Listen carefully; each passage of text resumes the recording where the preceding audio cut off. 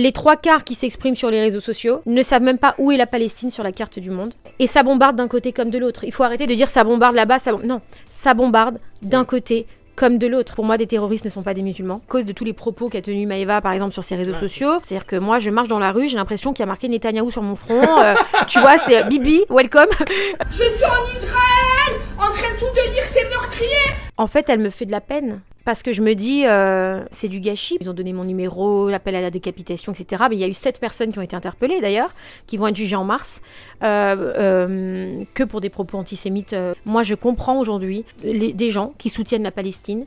Et la seule chose que je demande, c'est qu'on comprenne que moi, je soutiens Israël. J'ai passé 2 ans à combattre le cyberharcèlement. Je m'en suis sortie vivante, pardon. Comment ça va, Magali? Bah ça va, et toi? Écoute, ça va, il fait bon là dans la chambre. J'avais chaud tout à l'heure, mais là ça va mieux. Je sais qu'aujourd'hui t'as eu très chaud. Ouais, j'ai eu très chaud. Chez moi, t'as eu vraiment très chaud aujourd'hui, pardon. Non, t'inquiète, ça va. On peut pas tout vous dire, mais... Moi, je vous dirai tout après. Ouh, on est foutu. On n'est pas dans la merde. Non, je rigole. Moi, tu peux me faire confiance. Ok. Bah, si peu. Enfin, il y a si peu de gens. Mais ok. Ok, je renouvelle l'expérience. Bon, Magali, moi, en vrai, si je suis venu jusqu'à chez toi, c'est parce que j'avais une question à te poser. Toi, déjà, en tant que juive de France, est-ce que tu as constaté que l'antisémitisme avait augmenté depuis notamment le 7 octobre à Paris et en France ? Alors, je pense qu'en accord avec vraiment quasiment la totalité des Juifs de France, puisque je reçois énormément de témoignages, complètement. C'est-à-dire que depuis le 7 octobre, l'antisémitisme s'est complètement révélé, libéré, en roue libre, et sans aucun tabou. On dirait que maintenant, être antisémite, c'est normal. Ça ne choque plus personne. Et est-ce que tu penses qu'avant le 7 octobre, il y avait déjà de l'antisémitisme, et que depuis le 7, les langues se délient et les gens osent, en fait, l'exprimer, cet antisémitisme ? Alors oui, avant le 7 octobre, il y en avait, alors j'en ai vécu, il y a des gens qui ont été condamnés d'ailleurs dans mon dossier de cyberharcèlement pour cyberharcèlement aggravé pour cause d'antisémitisme, et c'était avant le 7 octobre, donc ça existe. Moi, il y a une personne qui a pris, je crois, 2 ans de prison ferme, donc c'est quand même pas rien. Ah oui. Mais depuis le 7 octobre, j'ai l'impression que l'antisémitisme se justifie. J'ai l'impression que maintenant, on a le droit d'être antisémite parce que il s'est passé quelque chose le 7 octobre. En plus, le 7 octobre, il s'est passé quelque chose c'est quelque chose de dramatique, une situation où il y a des victimes et on se retrouve accusé, en fait. Je sais pas, c'est très bizarre à expliquer, c'est très injuste et tous les juifs sont accusés. En fait, tu vois, il y a plus personne qui fait de différence de rien et aujourd'hui, oui, c'est totalement décomplexé, c'est normal. Toi, t'avais déjà été confronté à de l'antisémitisme, pas forcément sur les réseaux, mais dans la vie quand tu étais plus jeune ou adulte?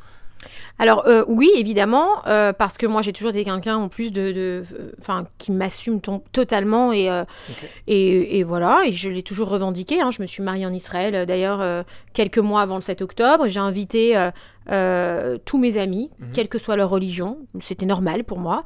D'ailleurs, les 3/4 de mes demoiselles d'honneur m'ont accompagnée sous ma roupa, donc c'est mon mariage religieux, étaient 3/4 musulmanes, parce que pour moi c'était mon mariage religieux, donc j'ai aucun souci avec ça, enfin j'ai aucun problème. Pour moi, on est tous pareils, chacun a ses croyances, chacun a sa liberté, je fais pas de différence, et même lors de mon mariage religieux, c'est des personnes d'autres religions, de religions différentes, qui m'ont amené me marier. Tu as cette casquette aussi de personnalité publique et qui en plus ne cache pas sa religion.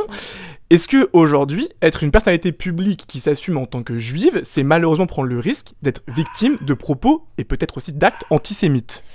Alors, je pense qu'aujourd'hui, toutes les personnalités publiques juives en France qui ont posté ne serait-ce qu'un message ont reçu une vague de haine. Ouais. Sauf que c'est un message de soutien à notre peuple, à notre pays, puisque nous, on n'a qu'un pays. Dans le monde entier, on a un seul pays, qui est donc Israël. Donc forcément, tous les juifs du monde sont très attachés à Israël. Et je dirais que c'est compréhensible. Moi, par exemple, si il se passait, je sais pas, une guerre dans n'importe quel pays, par exemple, je dis une bêtise, pardon, ne prenez pas mal ce que je dis, mais c'est un exemple, par exemple, au Maroc, n'importe quel Marocain en France va soutenir le Maroc, n'importe quel Marocain, quel que soit les torts ou les raisons, quel que soit le fond du problème, va avoir une pensée pour le Maroc, va s'exprimer pour le Maroc, et ça peut se comprendre, c'est normal. Mais nous, on n'a même pas eu le droit à ça. C'est-à-dire qu'à la base, on se révolte de ce qui s'est passé le 7 octobre, qui a été une attaque terroriste. Donc déjà, à la base, on a de quoi s'en offusquer. Enfin, je sais pas. Mais en plus, malgré ça, on n'a quand même pas le droit de dire « j'aime Israël », parce que en vrai, c'est la vérité. Tu avais fait un post le 8 octobre sur Instagram pour affirmer ton soutien et ta tristesse aussi pour le peuple israélien. Et ce post t'a quand même valu énormément de retours antisémites. Je crois 19 000 messages. Et puis après, il y a eu une guerre sur certains réseaux Telegram où ils ont donné mon numéro, l'appel à la décapitation, etc. Mais il y a eu 7 personnes qui ont été interpellées d'ailleurs, qui vont être jugées en mars, que pour des propos antisémites. Ça a été très loin. Maintenant... oui, moi, j'ai aucun tabou là-dessus. Je sais pas comment expliquer les choses. J'ai l'impression que moi, j'ai beaucoup souffert du cyberharcèlement. C'est d'une extrême violence. Et bizarrement, ce qui s'est passé là, j'ai l'impression que ça m'a plus renforcé en fait. Et je me dis finalement, je peux pas montrer ce que je ne suis pas. Je suis juive, je l'assume, j'aime ma religion, j'aime Israël.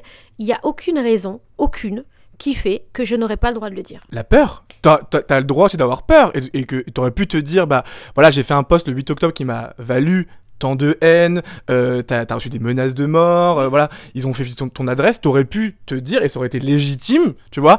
Bon, effectivement, là, ça m'a encore valu une vague de haine, et en plus antisémite, parce que je suis juive. Bon, je pense que oui, je vais rester juste dans mon coin, et t'aurais eu le droit.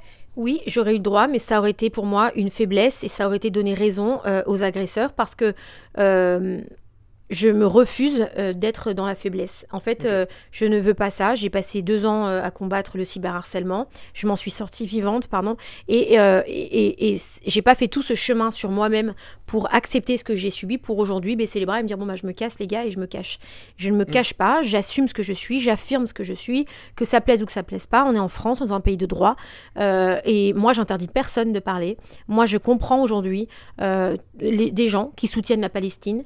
Et la seule chose que je demande, c'est qu'on comprenne que moi, je soutiens Israël. Je fais pas d'amalgame. Pour moi, des terroristes ne sont pas des musulmans.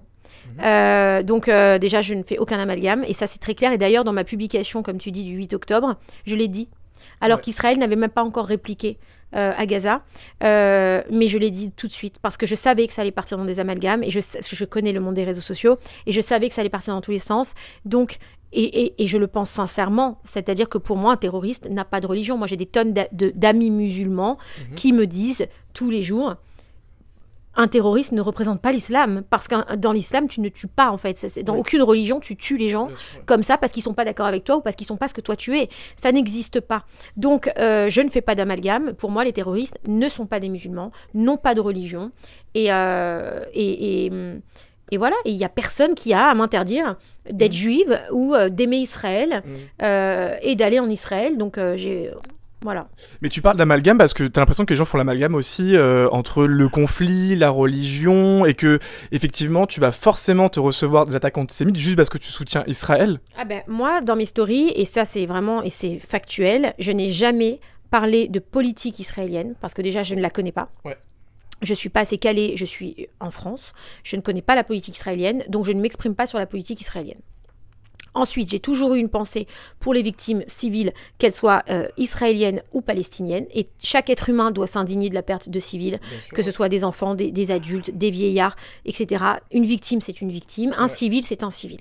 Il n'y a jamais eu de propos de mes réseaux sociaux, de ma bouche, même de ma pensée, qui a été un soupçon islamophobe ou un soupçon contre les musulmans. Et pourtant, parce que je suis juive, parce que j'aime Israël, parce que c'est mes origines, parce que c'est ma religion, parce que c'est ma culture, mon éducation, eh bien, je me promène dans la rue, par exemple, là, il y a à Cannes, à Cannes, j'ai croisé des filles qui m'ont hurlé dessus, sale sioniste, vive Free Palestine. Alors tu te dis, mais quel rapport, quoi, je veux dire. T'as répondu ou pas ? Honnêtement, j'étais assez surprise parce que c'était bizarre et j'avais mes filles avec moi. Donc, j'étais à 2 doigts de répondre et mon mari m'a dit, il y a les filles, il y a les enfants. Donc, j'ai pas répondu. J'ai tracé la tête haute, quoi qu'il. Et parce que je sais qui je suis droite dans mes baskets, je sais ce que je vaux, je connais mon éducation. Moi, ma grand-mère m'a toujours élevée dans la tolérance et dans l'acceptation de l'autre. Donc, et ça changera pas. Et même si on veut me coller une étiquette de je ne sais quoi, parce que je suis juive tout simplement, bah qu'ils fassent. C'est pas grave. Qu'est-ce que tu as envie de répondre à ces gens qui comprennent rien, qu'ils mélangent tout, qu'ils savent même pas ce que c'est la définition d'un sioniste, qu'ils savent même pas ce que c'est, ils savent rien. Les 3/4 qui s'expriment sur les réseaux sociaux ne savent même pas où est la Palestine sur la carte du monde. Ne savent même pas où est donc Israël non plus. Enfin voilà, et tout le monde y met son grain de sel. Sauf que là-bas, il y a des gens qui meurent vraiment. Il y a une vraie guerre. Quand je suis partie, moi, en décembre, faire une journée humanitaire avec une association en Israël dans les kibboutz qui ont été attaqués 7 octobre, on m'a hurlé dessus parce qu'on entendait des explosions derrière. Je suis allée dans une zone de guerre. Donc forcément, il n'y a pas des papillons qui volent et je ne peux pas demander. Et je suis allée pour une raison, filmer les kibboutz. Sinon, j'y serais pas allée. Je suis allée pour apporter un témoignage et pour montrer l'état du kibboutz et ce qui s'est passé. Comme je peux comprendre aujourd'hui que des journalistes, je ne suis pas journaliste, hein, c'est un témoignage, je suis influenceuse, j'ai des réseaux sociaux, je m'en sers des fois à bon escient aussi, et je peux comprendre aussi que des influenceurs ou des journalistes puissent aller à Gaza, montrer ce qui se passe à Gaza, et c'est très bien, parce que c'est de la vraie information. C'est mieux que de la mauvaise information. Mais sur les réseaux, je me suis fait défoncer parce que on entendait les bombardements. Sauf que sur les réseaux, ils sont dans une autre planète. Ils pensent qu'aller dans une zone de guerre, on n'entendra pas de bombardement. On va avoir des papillons, des fleurs poussées, tout va bien. Et puis moi, je vais pouvoir m'adresser, par exemple, au Hamas ou à Tsahal, et je vais leur dire, s'il vous plaît, vous pouvez patienter. Ne bombardez plus, ni d'un côté ni de l'autre, je filme. Enfin, non, je suis allée là-bas, en zone de guerre. On peut me reprocher ce qu'on veut, mais moi, en attendant, j'y suis allée. Et tu agis au moins. Et je l'ai fait. Et j'y suis allée. Et je regrette pas du tout d'y être allée. Et j'ai montré des vérités. Ça bombarde. Et ça bombarde d'un côté comme de l'autre. Il faut arrêter de dire ça bombarde là-bas. Non, ça bombarde d'un côté comme de l'autre. Donc, et il faut le dire et il faut le montrer. Il faut pas dire ce qu'on a envie de dire. Moi, j'ai pas peur de dire que ça bombarde à Gaza, c'est la vérité. Je vais pas dire que ça bombarde pas. Pourquoi on a peur de dire que ça bombarde tous les jours en Israël? C'est une vérité, il y a des roquettes qui partent tous les jours vers Israël. Tous les jours. Alors, oui, les Israéliens, on le donne de faire, mais des fois ça passe. Des fois, la roquette passe quand même, ça explose, il y a des alarmes, les enfants se cachent, tu sors de ta voiture. Moi, j'ai vu des scènes, j'ai vécu, je vois, j'ai ma famille qui habite là-bas, j'ai mes amis qui habitent là-bas. C'est pas un pays que j'aime comme ça parce que j'ai envie de faire la mode et parce que j'ai envie d'être à la mode. C'est chez moi. Donc, je me suis mariée là-bas. Chaque juif du monde est israélien. Chaque juif du monde peut demander une nationalité israélienne. C'est le seul pays qu'on a. Donc forcément, chaque juif du monde est attaché à Israël et est touché par ce qui se passe en Israël. Et on peut aussi être touché par ce qui se passe à Gaza parce que ces civils palestiniens n'ont forcément rien demandé à tout ça. Contrairement à ce que les gens peuvent penser sur les réseaux, parce que sur les réseaux, ils font un peu leur histoire à eux, ils racontent un peu ce qui les arrange, mais je suis allée là-bas, je parle avec des musulmans, j'ai des musulmans qui sont comme ma famille, qui sont mes amis, ça n'a pas changé. Il y a des musulmans avec qui ça a changé depuis le 7 octobre, c'est vrai, et ça serait mentir que de dire que c'est faux. Comme Eva Guénam, par exemple. Ça, c'est l'extrême. Parce qu'en fait, justement, c'était... Et puis c'est le bon mot, c'est vraiment l'extrême. Voilà, tu disais. Non, parce que justement, c'est vrai que toi, avec cette casquette de personnalité publique là, donc en plus des propos antisémites portés par des inconnus, tu as également des personnalités publiques, donc telles que Maëva Guénam ou d'autres, qui eux aussi ont utilisé leur réseau, mais du coup à grande échelle, pour te tomber dessus, et qui ont eu clairement des propos antisémites. Comment tu l'as vécu, toi ? Je l'ai mal vécu parce que ces gens-là, encore les inconnus, je me dis, ils me connaissent pas, ils savent pas comment je reçois chez moi les gens qui soient musulmans, juifs, chrétiens ou pas, ou athées. D'ailleurs, je m'en contrefous. Moi, chez moi, la porte elle est ouverte, j'ai reçu tout le monde. J'ai habité à Dubaï dans un pays musulman. J'ai loué une maison que j'ai prêtée à mes amis et mes influenceurs musulmans. Je leur ai donné un toit. Et ça, ils peuvent dire... Enfin, je veux dire, j'ai mis en avant des gens musulmans, juifs, chrétiens, et en fait, parce que moi, je réfléchis pas à ça, en fait. C'est-à-dire que tu réfléchis... Je m'en fous. Moi, ce qui compte, c'est le cœur de la personne et l'humanité de la personne. Voilà. Et de la même manière où quand j'ai dit à Maëva, mais moi, je comprends que tu parles des civils palestiniens, tu dois comprendre que je parle des civils israéliens. C'est-à-dire, tu dois le comprendre. Tu ne peux pas aujourd'hui me reprocher d'être ce que je suis. J'ai 42 ans déjà. Enfin, j'ai une éducation, j'ai une famille, j'ai une grand-mère qui m'a élevée. Une religion. J'ai une religion, j'ai ma croyance. Bref, et puis, c'est comme ça, c'est la culture d'une personne, c'est mon identité. Tu ne vas pas m'enlever mon identité à 42 ans parce que tu as décidé que tu allais me l'enlever. Enfin, ça n'existe pas, un truc pareil. Donc, comme moi, attention, je ne te demanderai jamais de changer ton identité. Moi, j'ai jamais demandé à Maëva Guénam ou à aucun de mes influenceurs, là, au 7 octobre ou après le 7 octobre, de pas poster pour Gaza ou les civils palestiniens. Moi, j'ai juste dit à Maëva, attention aux mots que tu emploies, parce que tu as une responsabilité, parce que quand tu emploies des mots sur les réseaux sociaux, ça a un impact. Il y a des gens qui t'écoutent et qui te suivent et qui peuvent croire. D'ailleurs, la preuve, c'est elle qui a lancé le mouvement comme quoi j'étais contre les musulmans et que je finançais et que j'étais des trucs mais absurdes. Alors que mes amis qui me connaissent, qui sont musulmans, me connaissent, ils le savent très bien que ça n'a même pas de possibilité chez moi. Ça n'existe pas chez moi. Il n'y a pas de différence. Je ne traite pas un musulman parce qu'il est musulman d'une certaine manière et un juif d'une autre manière. Ça n'a jamais été le cas. Mais donc tu vois, effectivement, dans le cas de Maëva Guénam, on est clairement dans l'antisémitisme. Toi, qu'est-ce que ça te fait en tant que juive de perdre une amie à cause de ta religion? En fait, aujourd'hui, en voyant certaines choses, en fait, elle me fait de la peine. Ok. Parce que je me dis, c'est du gâchis, parce qu'on avait créé une belle histoire, parce que c'était sincère, parce que, au contraire, c'était un bel exemple de dire, tu vois, regarde, on est de 2 religions différentes, on a des origines différentes, mais on s'aime. T'es venue à mon mariage, t'as été ma demoiselle d'honneur, c'est toi qui m'as amenée sous ma roupa à mon mariage, c'est toi que j'ai choisi, toi musulmane, que j'ai choisi pour m'accompagner à mon mariage religieux, pour m'amener sous cette tente qui est la roupa pour mon mariage religieux. C'est pas une amie à moi juive, c'est une amie à moi musulmane que j'ai choisie. Et je regrette pas. Parce que quand je l'ai fait avec mon cœur, j'ai aucun problème avec ça. Ce que j'ai fait, je regrette rien. Donc, mais je l'ai fait. Ensuite, tu as été reçue chez moi comme si c'était chez toi. Jamais de ma vie, je t'ai fait ressentir une seule seconde que tu n'étais pas la même que moi ou que tu étais différente parce que tu n'étais pas juive ou parce que tu étais musulmane. Mais parce que ça n'existe pas dans mon éducation. Donc, ce qui me blesse, ce qui m'a blessée au départ, c'est cette surprise. J'ai été surprise. En fait, c'est cet effet où je me dis, mais qu'est-ce qui se passe? Mais là, du jour au lendemain, qu'est-ce qui se passe?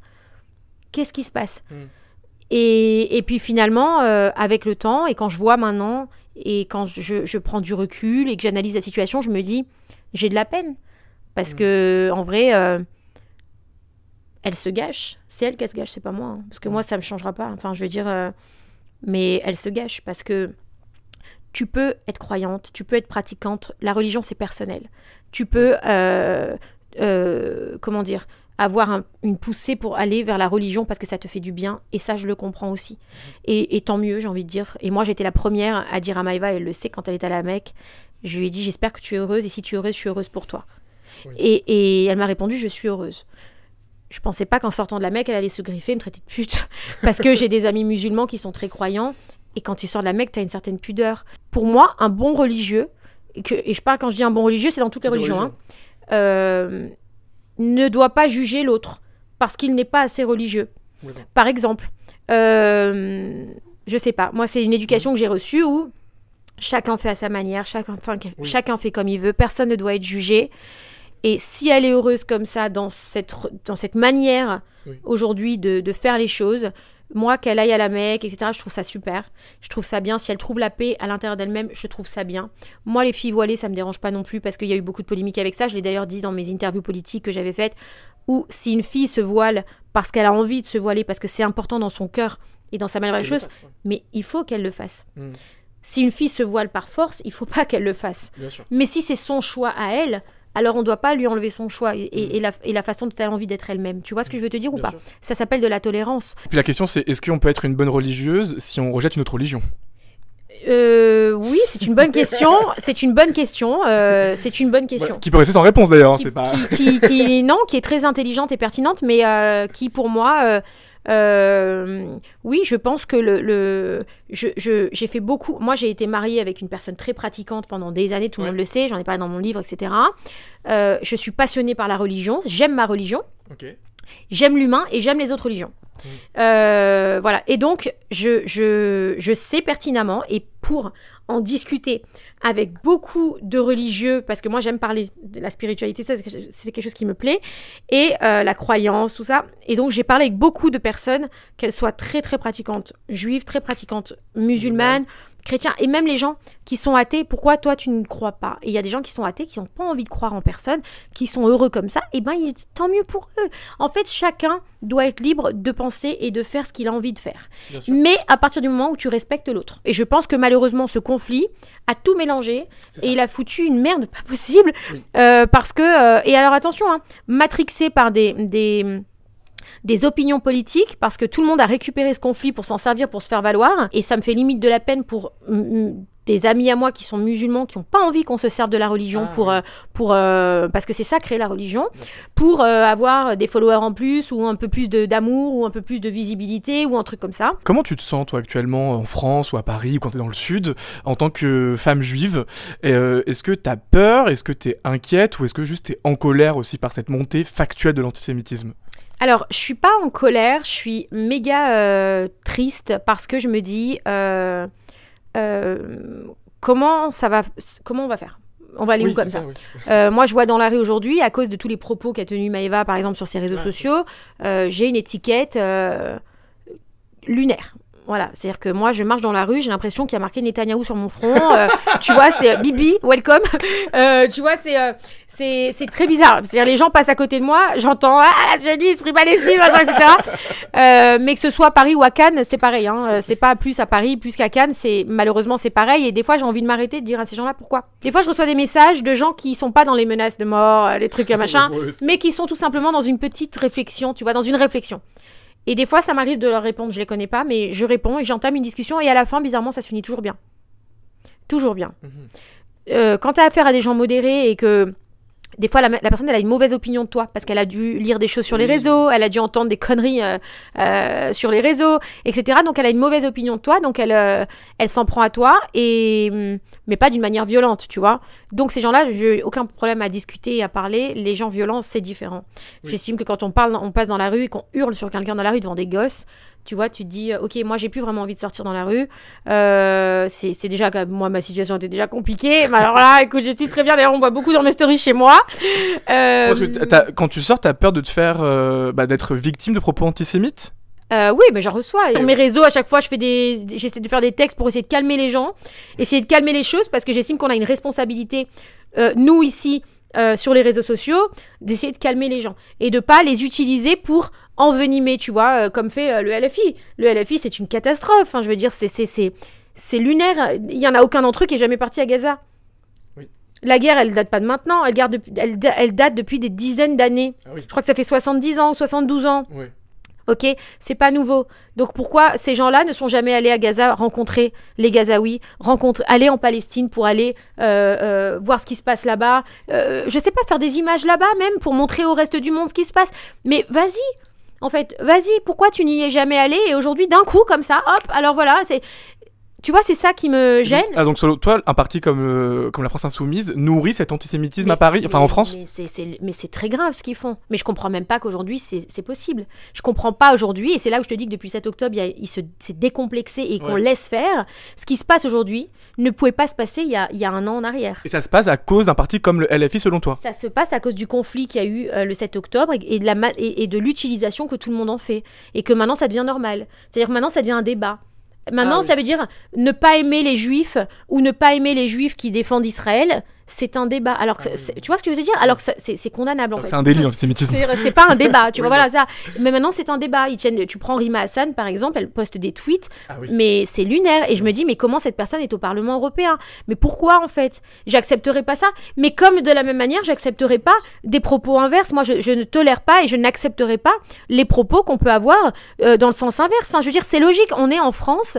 On se doit, déjà, pour moi, les députés, déjà, qui s'occupent de la France, parce qu'il y a du boulot ici à faire quand même. Hein, il y a des gens qui meurent de faim en France aussi. Il y a des problèmes en France avant de s'occuper de Gaza, de la Palestine et d'Israël, alors que vous n'y êtes même pas jamais allés. Donc, tu vois, Alors, ok, j'entends que ça touche tout le monde et que c'est important d'en parler. Je le comprends. Et c'est bien, mais on peut en parler d'une manière modérée. On peut en parler d'une manière, quand on a des responsabilités, que ce soit les politiques ou que ce soit les influenceurs, d'essayer d'appeler au calme au lieu d'exciter tout le monde. Ça, pour moi, c'est obligatoire. Et je comprends pas que les plateformes laissent faire. Enfin, moi, je sais que Maëva Guénam, au moment où je suis allée en Israël, elle a tenu des propos lunaires. Elle a reposté des messages. On le choisit de reposter les messages des fans. Oui. On les prend, on les sélectionne, on les poste. On les lit avant. On les lit, on les sélectionne, on les reposte. Donc, on les choisit. Maëva, elle a quand même posté une image de ma fille, Shona, qui est mineure, en disant que ma fille était en couple avec un soldat israélien qui, je précise, tue des Palestiniens tous les jours. Enfin bref, des trucs lunaires qui ont mis réellement ma fille en danger. Pourquoi mentir? Pourquoi dire ça? En fait, pourquoi? Pour alimenter, effectivement, une haine contre les Juifs. La plateforme ne peut pas accepter ça. Ah oui, ça, je suis d'accord. Snapchat, Instagram ne peuvent pas accepter ça. Aujourd'hui, l'islamophobie est directement plus vite considérée que de l'antisémitisme. Alors, je pourrais pas dire ça, je vais te dire pourquoi je pourrais pas dire ça. Parce que j'ai des amis musulmans qui souffrent vraiment d'islamophobie et j'ai vu des choses où rien ne bouge, comme l'antisémitisme. Ok, donc je peux pas dire ça. Mais aujourd'hui, ce que je peux dire, sans parler de l'islamophobie, parce que ça existe, l'islamophobie, il y en a, du racisme, il y en a, il y a des gens qui en souffrent, il faut le combattre. Mais ce que je veux dire, c'est qu'aujourd'hui, la liberté de tenir des propos complètement antisémites n'est même plus sanctionnée. Oui. C'est-à-dire qu'à la base, les plateformes ont un devoir de régulation et on a un devoir de bonne conduite sur les plateformes. Base, tu le sais. Ah oui, moi, il y a des gens, ils sautent des réseaux sociaux pour rien. Tu vois, moi, je connais des gens sur Twitter, ils ont sauté du compte Twitter en 2 secondes parce qu'ils ont balancé un scoop de je sais pas quoi. Je parle de Clément Garin, par exemple. Un jour, il avait sauté je sais plus de quoi pour un truc, mais bon, voilà. Et t'as des gars comme Booba ou t'as des gars qui ont dit que j'étais le Mossad, machin, devant 6 millions de personnes et qui sautent pas. En fait, j'ai l'impression que chacun fait son choix, tu vois, de qui on... Et c'est ça qui est pas normal. Et quand, par exemple, Maëva reposte des messages de ses fans en disant avant, tu traînais avec des juifs, je t'aimais pas, oui, mais Allah, il m'a guidée. Mais comment c'est possible qu'aujourd'hui, elle soit encore... Comment c'est possible qu'aujourd'hui, il y ait encore Snapchat En fait, comment Snapchat peut accepter ce genre de choses? Je suis en Israël, en train de soutenir ces meurtriers. Mais ça ne nous dérange pas que tu sois juif, on n'est pas antisémite. À force de les avoir fréquentés, j'ai appris leurs vices, leurs sournoiseries. Ils pensent avoir gagné la guerre des médias, parce qu'ils les contrôlent. On gagne la guerre des réseaux, car personne nous contrôle. Ils pensent avoir gagné la guerre des médias parce que les médias leur appartiennent. Voilà, je te détestais avant quand tu traînais avec les juifs. Maintenant, t'es ma sœur, mon sang. Pour eux, l'argent avant tout, même avant une vie. Qu'Allah leur vienne en aide. Je suis au tel avec mon avocat Mahalaoui. Ils vont tous le payer avec la justice d'Allah. Allah m'a ouvert les yeux et m'a écarté de ces monstres. Eux, leur religion, c'est l'argent. Ils sont prêts à tout pour l'argent. Enfin, ce que tu dis, c'est que les réseaux sociaux aussi sont complices d'une forme d'antisémitisme. En fait, non, c'est pas une forme. Alors, j'irai pas, excuse-moi, j'irai pas jusque-là, parce que pour moi, les réseaux sociaux sont complices de plein de choses. Donc, pas que de l'antisémitisme. Mais j'ai l'impression qu'ils laissent faire des choses. Ah, donc ils sont complices alors. Oui, mais pas que d'antisémitisme. Ah non, bien sûr, oui, mais comme là on parle d'antisémitisme. Harcèlement, de plein de choses, parce qu'ils laissent faire, ils voient les choses, ils peuvent avoir des modérateurs. Les gens, je vais t'expliquer. Du racisme, il y en aura toujours. On va se parler clairement. Oui. De l'antisémitisme, il y en aura toujours. Peut-être moins. Peut-être moins, je l'espère, mais il y en aura toujours. On pourra jamais arriver à un monde parfait. Ça serait être au monde des bisounours. Je pense que on n'y arrivera pas. Mais quand même, aujourd'hui, tu vois, si tu es dans ma chambre là et que tu dis, Mag, tu tiens un propos islamophobe, raciste, mais grave. Je te dis, regarde, tu prends tes affaires et tu sors de chez moi parce que chez moi, on ne tient pas ces propos-là. Sous mon toit, on ne tient pas ces propos-là. Donc, tu prends tes affaires et tu te casses de chez moi. Ok ? Et bien, les plateformes, c'est pareil. On tient des propos antisémites graves et puis je te garde dans ma chambre comme ça et je t'écoute. Et je te laisse parler toute la journée et je te laisse engrainer tous les gens. Tu vois ? T'es complice. Et ben, ouais, t'es complice. Ben, je trouve que c'est grave parce que malheureusement, des propos comme elle a eu Poupette, des propos comme elle a eu Maëva, ou comme en auront d'autres, il y en aura encore. Ouais. Des propos racistes sur les réseaux, il y en aura encore. Des propos homophobes, il y en aura encore. Mais le problème, c'est qu'est-ce qu'on peut faire pour les arrêter, pour les ralentir, et au final, personne ne fait rien, et tout le monde regarde, et puis tu as des députés maintenant qui s'y mettent. Ou faire comme tu fais, parfois, tu prends le temps d'éduquer les gens. Et les gens de bonne volonté, finalement, ça s'en met en question. Oui, mais parce qu'il y en a quand même, que ce soit chez les juifs, chez les musulmans, il y a des gens qui ont envie que ça s'arrange, il y a des gens qui ont envie de la paix. Il faut le dire aussi. Mais bien sûr, c'est une certitude. Moi, je reçois des tonnes de soutien. Tu sais que moi, quand Maëva Guénam, elle m'est tombée dessus quand j'étais en Israël, j'ai reçu aussi des messages d'énormément, et ça il faut le dire, c'est très important, énormément de messages de soutien de musulmans qui me suivent depuis des années, donc qui savent ce que j'ai fait, mes valeurs, ce que je c'est-à-dire vraiment tout mélanger tout le monde, parce que moi je mélange tout le monde, j'ai aucun tabou là-dessus, chez moi tout le monde est le bienvenu, et qu'ils le savent, parce qu'ils me suivent depuis des années, qu'ils n'ont jamais rien vu et ben qui m'ont soutenu en me disant Magali, nous on ne cautionne pas ce que dit Maëva, et nous on est musulmans, et j'ai même eu des gens qui habitent en Algérie, des gens qui habitent au Maroc, qui me disent moi je suis algérienne, je te suis et je te soutiens. Moi j'ai une amie à moi, par exemple Merem Debag, hyper pro-palestinienne, d'ailleurs elle est venue à mon mariage, elle est très connue en Tunisie, c'est une star tunisienne, elle est venue à mon mariage, le lendemain elle est partie à Gaza.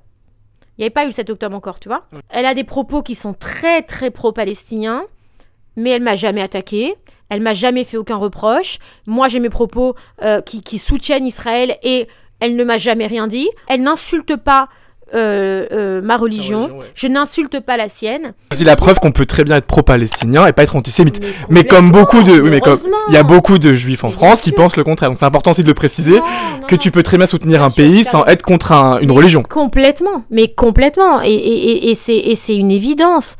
Ce que j'aime pas, moi, c'est ceux qui se servent de ce conflit pour exister. Voilà, pour moi, les politiques qui se sont servis de cette histoire pour être élus députés européens ou députés à l'Assemblée nationale, alors qu'ils ne sont jamais allés et ils ne sont jamais souciés du sort des Palestiniens ni du sort des Israéliens. Et d'un coup, comme ça, hop, la magie. Alors, non mais... Et ils chauffent tout le monde, et ils ont chauffé tout le monde. Parce que tout le monde est tombé dans ce piège, tu vois. Et c'est triste. Certains influenceurs ont fait la même chose. Tu vois, et se servir aujourd'hui de cette cause où il y a des gens qui meurent. Et je vais te dire, si tu as un minimum de respect pour les enfants palestiniens qui meurent aujourd'hui, n'utilise pas leur vie pour gagner de l'argent ou pour être élu quelque part ou pour gagner en notoriété. Ou pour nourrir une haine aussi. Si tu as un minimum de respect pour eux, à la base, ne les utilise pas. Et Magali, est-ce que bientôt on verra un article parisien qui dira que tu pars vivre en Israël à cause de l'antisémitisme en France? Écoute, J'aimerais pas que ça arrive, qu'on dise que je parte en Israël pour ça, parce que ça voudrait dire que c'est un échec. Et ça voudrait dire que je fuis. J'ai pas envie tu te protèges. Oui, mais j'aimerais pas que ma France fasse ça, parce que j'aimerais pas. Je trouverais ça très triste. Mais je comprends les Français aujourd'hui qui veulent partir. Je les comprends. Moi, je suis pas prête à partir encore. Toi, tu te bats et tu restes ici. Oui, j'ai encore trop de choses à régler ici. J'ai encore des combats à mener, j'ai encore des vérités à dire, j'ai encore des choses à prouver. Et si un jour je dois quitter la France, je la quitterai la tête haute et digne. Donc pour l'instant, c'est trop tôt pour moi, parce que j'ai encore plein de choses à prouver. J'ai encore plein de combats à finir. Mais je peux comprendre totalement les juifs aujourd'hui qui ont envie d'aller en Israël. C'est normal, c'est logique. C'est logique, tu sors dans la rue, tu peux même... Enfin, c'est pas possible. C'est quand même dingue de se dire que certains juifs français se sentent plus en sécurité en Israël, un pays en guerre, qu'en France, un pays libre. Excuse-moi, mais aujourd'hui, en France, je sors très peu dans la rue. En Israël, je sors tout le temps dans la rue. Tu te sens plus à l'aise. Mais je me sens en sécurité. Je veux dire, ici, j'ai peur. Et je sors quand même, je fais un peu d'effort. Puis de toute façon, j'en ai besoin de sortir un peu, parce que je suis restée longtemps enfermée avec mes histoires. Donc j'essaye de sortir, j'essaie de me dépasser, j'essaie de reprendre goût à la vie et tout. Donc je me force à le faire, mais je le fais très peu. Et puis des fois, ça m'arrive de sortir, et quand je vois que ça part un petit peu en live, tu vois, comme à Cannes, la fois que je t'ai raconté, et je suis rentrée, je suis partie, j'ai dit à mon mari, j'ai dit, vas-y, on rentre à la voiture, on repart. Et je suis rentrée à Paris, et je suis restée enfermée ici pendant une semaine. Mais c'est pas grave, ça. C'est pas... franchement, c'est pas le truc, tu vois. Mais oui, j'ai pas peur et j'ai pas honte de dire qu'aujourd'hui, tu sais, quand des fois j'appelle ma famille en Israël et que je leur dis ça va, quand il se passe des attaques, des trucs, des roquettes, des machins, j'appelle, je dis ça va, tout va bien, t'es bien. Mais tu sais ce qu'on me répond? Ne te fais pas de soucis pour nous, fais-toi du souci pour toi. Je dis mais pourquoi? Parce que t'es pas protégé là-bas. Je dis ok, bon. Et en fait, si tu veux, quand on me disait ça au départ, je comprenais pas. Et en vrai, maintenant, ça commence à prendre un peu de sens pour moi, en fait. Tu vois, je commence à un peu plus comprendre cette réponse qu'on m'a donnée depuis un petit moment déjà.